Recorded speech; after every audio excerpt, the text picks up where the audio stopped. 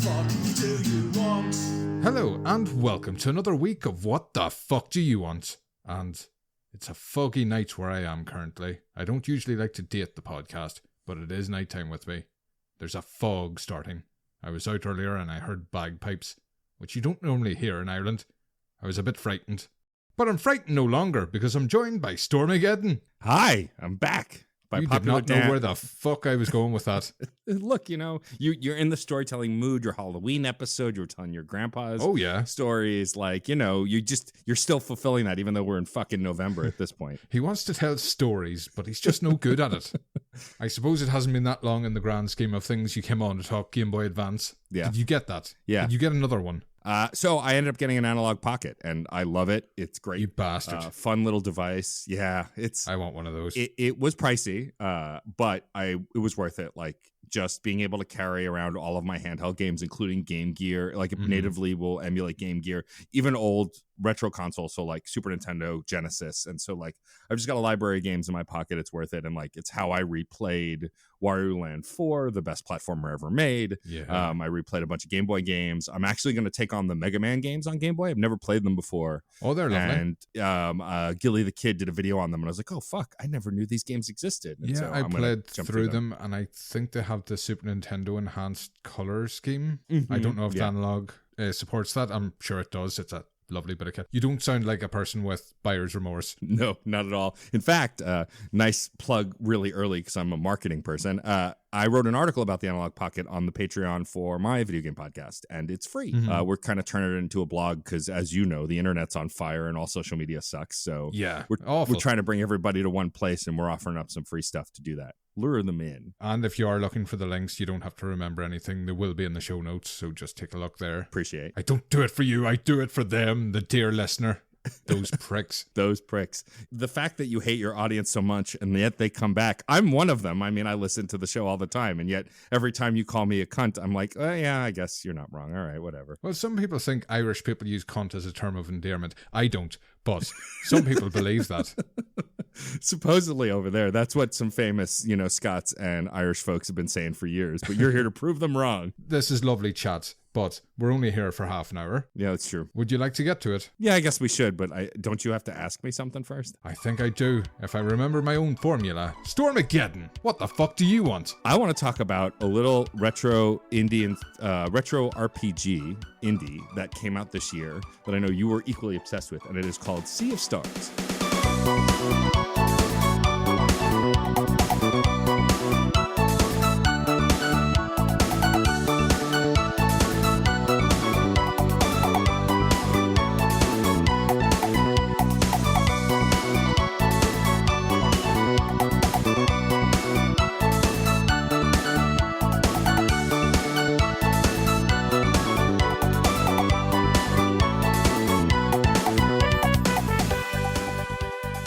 I love this game. I am a big RPG nerd, as you know, and I know you are as well. But this was a game that came out this year by Sabotage Studios, same folks who did The Messenger, and it was a game inspired heavily by Chrono Trigger, one of the greatest games ever made, if you ask me. And it came out earlier this year and absolutely blew my socks off, which was impressive because I was still wearing shoes. Some people did look at it and go, well, that's a Chrono Trigger ripoff. But it said an RPG inspired by Chrono Trigger. I think it was in the description of Kickstarter. Yeah. Like, they didn't shy away from it. No, yeah, they were pretty upfront about it. And what's funny about it, too, is like, so Sabotage Studio, who I adore, and I loved their first game, The Messenger, they made The Messenger, so there's a documentary you can see on The Escapist, and they talk about how they made The Messenger pretty much because they thought it would take less resources, they'd be able to get it out faster, they can make some money with it, and then make the game they really want to make. And when it was a huge success, they were like, great, now we can make the thing we actually wanted to make. That other thing that was really great and won awards, that's not what we wanted to make. We wanted to make another thing. That was a stepping stone to greatness. And what's really cool is that there aren't a lot of other worlds that do this. The Remedyverse and like Alan Wake and Control have been doing this, but like the cool thing about Sea of Stars is it takes place in the same world as The Messenger, and they're two different game genres. And honestly, as much as I would want a sequel to this game, if Sabotage just picked a different genre every game and kept filling out this world with completely different characters, I'd be all in. Honestly. I hope they do Doom Clone next. God, can you imagine? It would be amazing. Again, another one of those studios that have just, with 2 solid releases, so much goodwill. Whatever they decide to do is, work away. Do whatever you want. Yeah, I'm 100% in. Like, there are a few studios where, not every game's golden, or if you're a Sonic fan, you pray every third game is something playable. But with Sabotage, I mean, 2 solid games like this that I absolutely adored. And like, it wasn't like, there was no like, oh, it was okay. Like, I'm absolutely a fanatic for both games. Like, I will follow them to the ends of the earth at this point. And you got early access, as did I. I got to review it for Pure Dead Gaming. And I just wanted to touch on spoilers for anybody that hasn't played it. The review guidelines told us you can talk up to the door. So we'll not go past the door on this episode. Yeah, we'll keep it light, but this is me constantly trying to earn goodwill with the incredible folks at 47 who sent, was it 47? No, it was... hard to keep track of all these lovely people. I'm getting the PR company wrong. It'll come back to me. But yeah, I'm grateful for getting the code. And we did. It ended up springboarding an episode of Fun and Games where Jeff and I talked about spiritual successors, games that live to inspire what came before, and how this isn't the first time. And even their first game, The Messenger, is spiritual successor to like Ninja Gaiden and Metroidvanias on the whole. And so like it was a fun conversation to center around Sea of Stars that so proudly wears its legacy and its history on its shirt and still makes a fantastic game of its own while still paying very strong homage to even specific scenes from Chrono Trigger, which is astonishing to me. Oh yeah, for anybody that didn't quite grasp turn-based RPGs, maybe they didn't get to play them back in the day. Over in the UK, Ireland, we never got Chrono Trigger, we never got Super Mario RPG. We missed out on a lot of these. Thank you, piracy.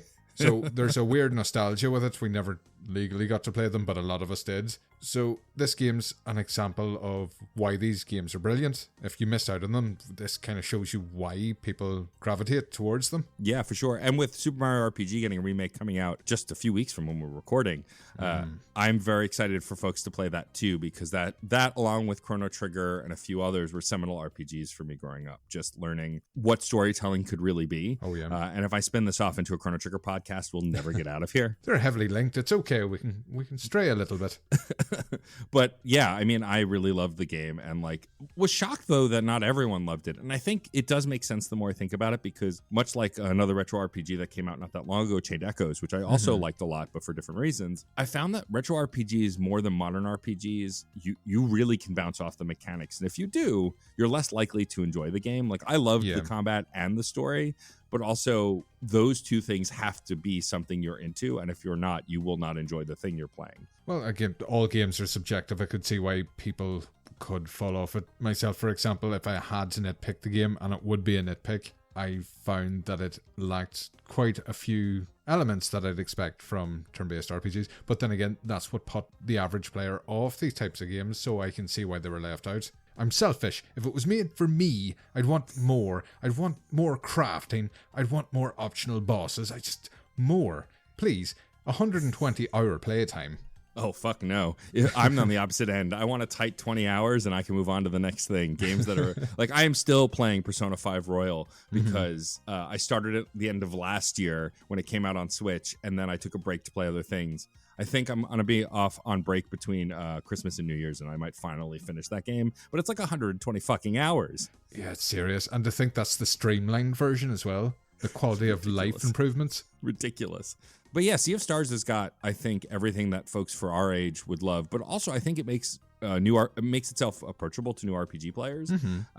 Which is a tightrope. They walk that very well. Yeah, and like the story, I think, is pretty simple. I mean, it's about two solstice warriors who are learning to become the heroes of legend, and then they have a goofy best friend named Garl, who is literally the best character in the game. He carries the story. I mean, it's a story about friendship, and like for some people, that might be not enough. That might be a little light, but for me, as a sucker who cries at video games all the time, like it's a really touching story. The characters are really fun. The combat is incredible. And like there's that humor and snarkiness that we know from Sabotage that was in The Messenger that really like kind of rings out in a way that in other stories might kind of fall flat a little bit. No, it's built up well in this. I always give the example of Yolanda, the pirate. Yes. That just nearly every sentence they come out with is just lampooning RPG cliches. Yeah. to such an accurate degree. Somebody loved the genre that wrote that character to mock it so openly. Yeah, the pirates are great characters. Also, it took me a very long time because, like classic RPGs, so for those who don't know, who haven't played things without voice acting, old RPGs, we didn't know how to say anyone's name because none of them were spoken out loud. There's still people fighting over Titus. I don't care. But like Titus. But Titus, yeah, there you go. The obviously the correct Of course. answer. But the cool thing about, so these pirates are led by a captain. The captain's name is Cliche, but it's spelled with a K. And I just looked at it and I was like, what is, like, it was spelled like CL, like it was a butchering of the spelling to make it less obvious, make it look like a name. And like, it wasn't until someone else said it on like a video review or a podcast, I went, oh, fuck. Oh my God, that's the name. That's staring brilliant. that in the face.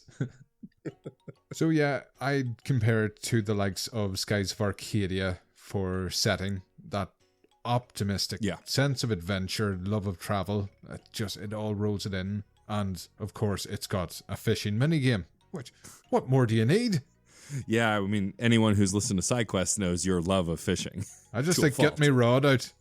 Yo! Yo!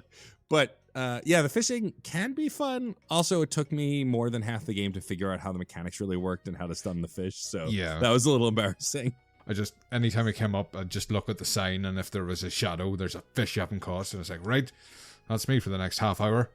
It had some fun other mini games too. There's like a mini game board game where you're like collecting figurines and battling each other. Wheels, I think it's called. And yeah, what was your go-to team for that? So I used the basic team.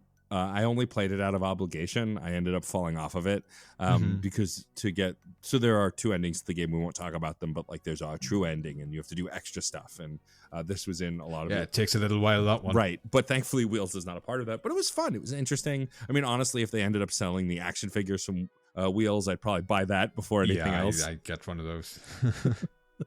Actually, speaking of buying things that just look pretty, did you see the Japanese edition? Yeah. I don't know if it's on everything or just the Switch. The cover art is just gorgeous for the physical edition. I think I'm importing that. Yeah, I got it digitally as soon as it came out, or right before it came out, because we got code to review it. And then like I was like, I played it on the Steam Deck. I got it on Steam because for anyone who reviews games knows that Nintendo's kind of stingy with code sometimes, but that's okay. By the way, I did remember the name of the PR company. It's Tinsley PR, and thank you to Tinsley for providing me with a review code. Figure just continue to pay that forward in hopes that they'll send a poor schmuck like me some more games. But just send that clip to them. Just right, leave out the bit where we forgot about them.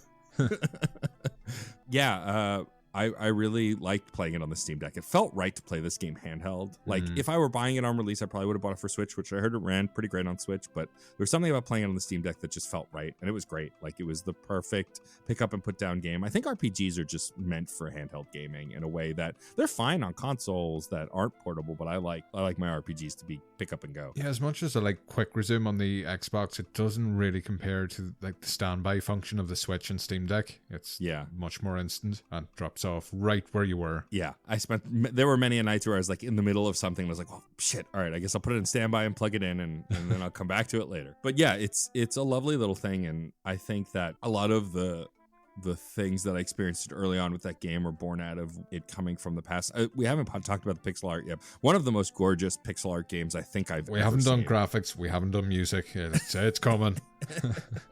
Like, it's one of those things that, you know, pixel art, I personally prefer pixel art to polygons. I don't mind polygons. I don't mind realistic looking games. You know, I'm a sicko for Spider-Man 2 and Alan Wake 2 like anybody else, but something about pixel art that just feels more artsy, timeless to me. Yeah, and timeless. I mean, for hell, like, PlayStation games have not aged well when you look at them, whereas the Super Nintendo games still have. Yeah, there's a reason indie games that copy PlayStation 1 graphics are very, very rare, and pixel art is fucking everywhere because one is gorgeous and the other is dog shite. That is true. We'll let you figure it out, but I think, and also fuck pixel smoothing. Oh yeah, God, I hate that shit. It's the worst. Pixels weren't meant to be smooth. For anybody that's got Chrono Trigger on PC, it's please don't do that. Yeah, you can turn it off now. Thankfully, I was playing it on the Steam Deck, and you can set it to the original like text bubbles, and you can also take off the pixel smoothing with thanks God, because it's just awful. We can stop sending abuse now. That's good to know. One less letter you have to write every day. I just send pictures now. It's quicker. Yeah, exactly. What the fuck is this? But yeah, graphically, for pixel arts, There's a small effect in the game. It's kind of similar to the HD 2D games. Your characters craft, are they scarves? Yeah. It's almost like super magical lunar knitting. But your characters carry these scarves on their person throughout the game. One has like the essence of the moon, so it's a blue glow. The other is the sun, so it's this red glow that surrounds the characters at all times. Small effect, but fucking gorgeous. Yeah. Well, the lighting also is dynamic. Like they talk about that in the documentary. Like they wanted a pixel art game, but with dynamic, like Unreal Engine style, like When real you see lighting. the campfire with everybody Yeah. around it, it is brilliant looking. And I mean, it makes sense because this game does, like, there are mechanics that use the sun and the moon and you change the time of day. And, like, that, like, not having that dynamic lighting would make it just a mechanic. But when, with this system in place, like, it looks gorgeous every time you do it. When the time changes and the shadows move, it just, like, it gives you that epicness that it's meant to portray. And you do get a very early area with waterfalls, like coral reefing around the sides. When you stop and look at animations, just stopping yourself from adventuring, they must be doing something right. For sure, yeah. And like also the character portraits and the character design, like the sprites themselves are very expressive, which is something we've been doing since Super Nintendo, but like also multiple character portraits to express multiple emotions. Something famously in the older games is like it would be a static picture with the text and that's it, which is fine. But like this, like each character has like 5 or 6 different portraits displaying different stuff. And then there's even things that are revealed about characters later, like physically, that affects the character portrait too. It's just brilliant. Like it's clear that they know the systems they're working within, but they want to take it to that next step. They want to make this more than just a retro RPG. And do you want to move on to music, or are we saving that? Yeah, we should. So the soundtrack was done by 2 people, but it was primarily Eric W. Brown, also known as Rainbow Dragon Eyes. He's done a ton of other game music. He's also a big metalhead and has a band of his own, and he did the majority of the soundtrack. And then they worked with a legend from Chrono Trigger actually on a bunch of select tracks for the soundtrack as well. It was fun when you were playing through it and you knew a select number of these tracks were composed by the person that worked on Chrono Trigger. Yep. I wonder if that one's that. I wonder if that one is. Because I didn't want to look it up and ruin it. I was trying to figure it out as I played through. I did not do well. Their work is incredible. Yoshinori Mitsuda, which I'm sure I'm butchering the name of. Yeah, that's why I didn't attempt it. Struggle with English. One of the main composers for Chrono Trigger, and did incredible work. And Chrono Trigger is one of my favorite video game soundtracks of all time as well. And for them to have, like, you can definitely tell the moments that are very much inspired by Chrono Trigger. And then Eric Brown's work. What's brilliant is being someone who's so steeped in metal and taking that aesthetic into a Japanese-inspired RPG is really astonishing, because it melds better than you'd think. And look, not all genre melding is great. You know, we have to live with the stain of music that is Limp Bizkit, but some fusions do really work, and other folks have made the rap metal thing work, but not. Are you trying to say you wouldn't like a Limp Bizkit turn-based RPG in pixel stylings? If I got to fight Limp Bizkit, then yes. I'd be up for that. But the songs, like, I mean, my favorite track, without a doubt, is the song called Encounter, which is like the boss battle music, and like what's brilliant is it feels like a standard RPG song, like that kind of pumping, moving music, until you get to like the chorus, and then these long guitar chords and solos, and like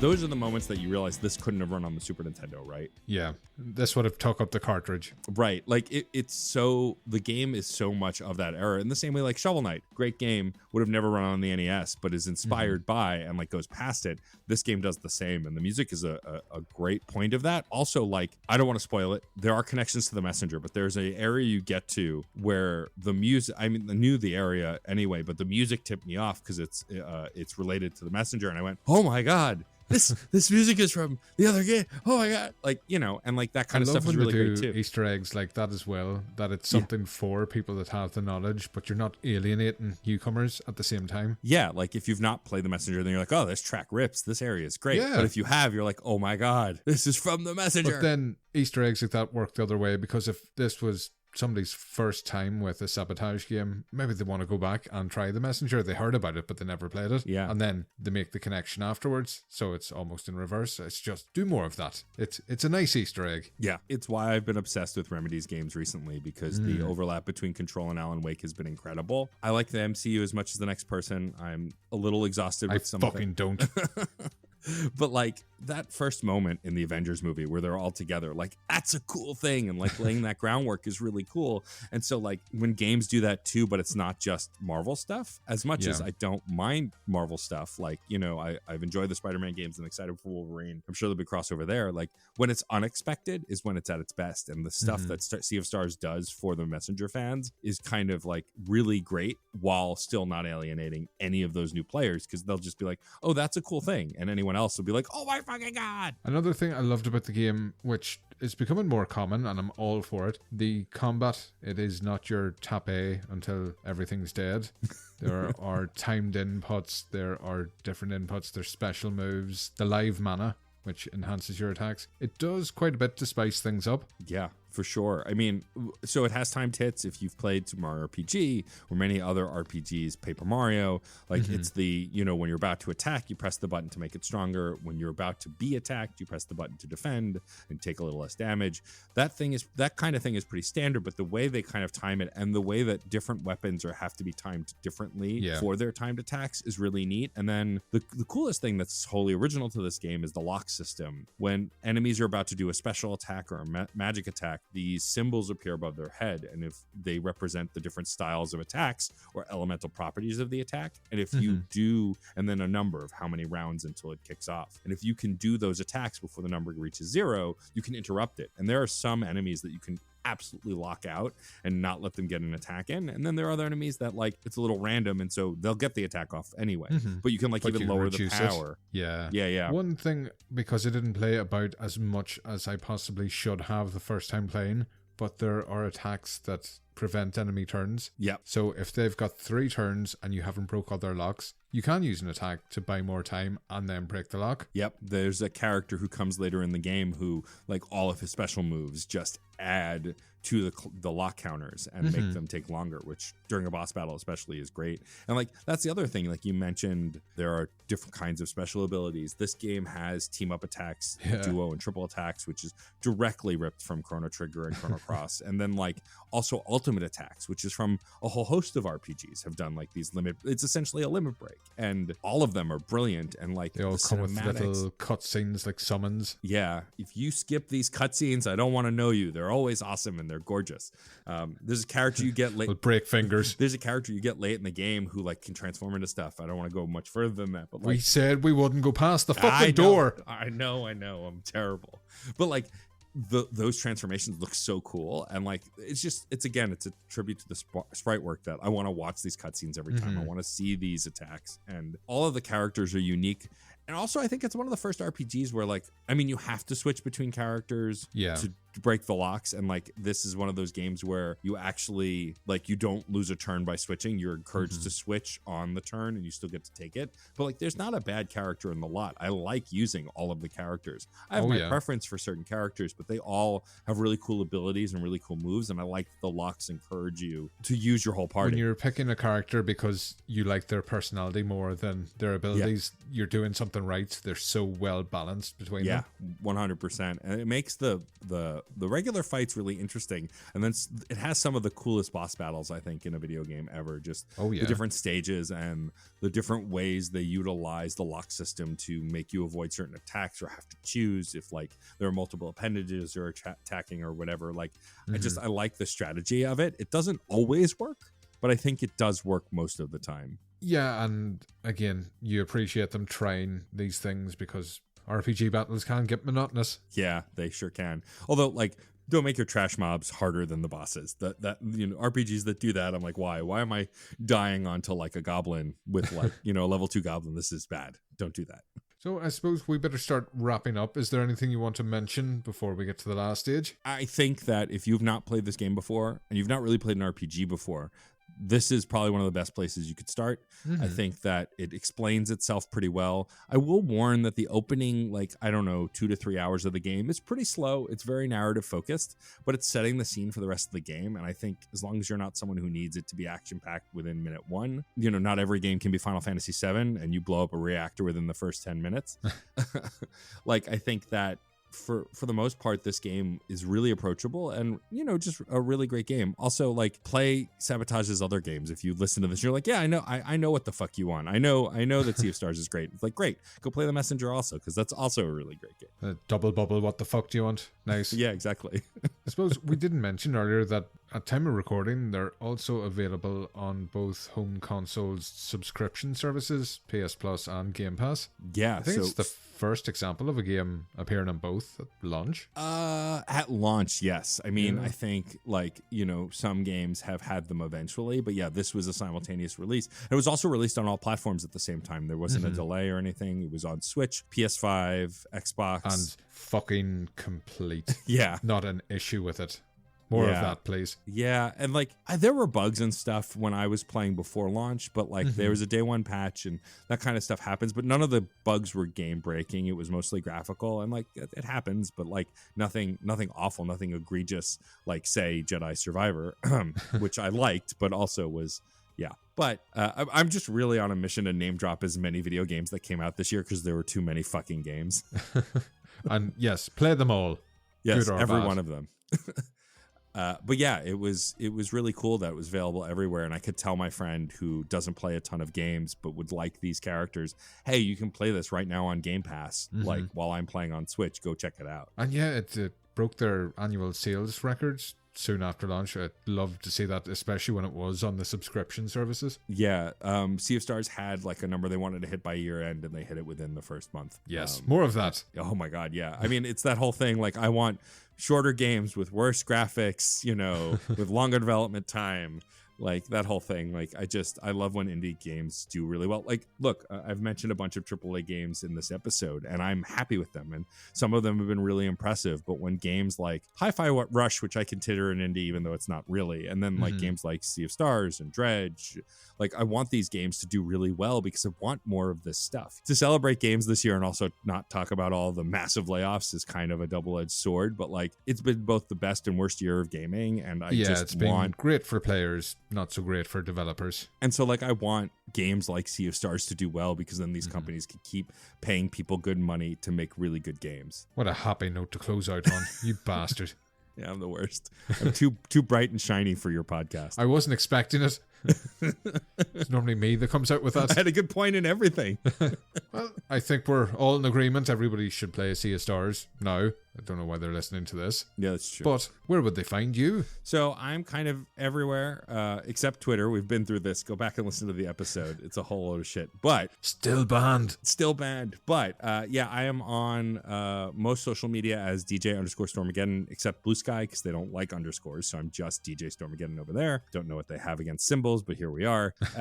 And then, but if you really want to find me, the best place is djstormageddon.com. All of my podcasts are linked there. My Ko-fi is there. Links to the Patreon for Fun and Games is there. My merch store, which has some cool t-shirts and mugs. Go buy a thing. Commerce. DJ Stormageddon is the best place. And then, if you want to check out that article and some other cool free stuff that I've done on my Patreon, you can go to patreon.com/funnygamespod. There's a bunch of cool stuff over there. Tiers at $3, $5, and $10. But you can also join and follow along for free. There's a free tier. There's a trial tier for the $10 level if you want to listen to 6 months worth of podcasts in 7 days to get that free trial. Go for it. We welcome it. But and say hi to me on something that's not Twitter because fuck Twitter. Poor Musk. He gets an awful kicking on this show, but then he is an awful cunt. Not a term of endearment. Once again, it's been an absolute pleasure. I have to go through Sea of Stars' back catalogue of tracks and pick out my favourites now. I don't envy that task of picking the music for this episode. But until next time, get fucked.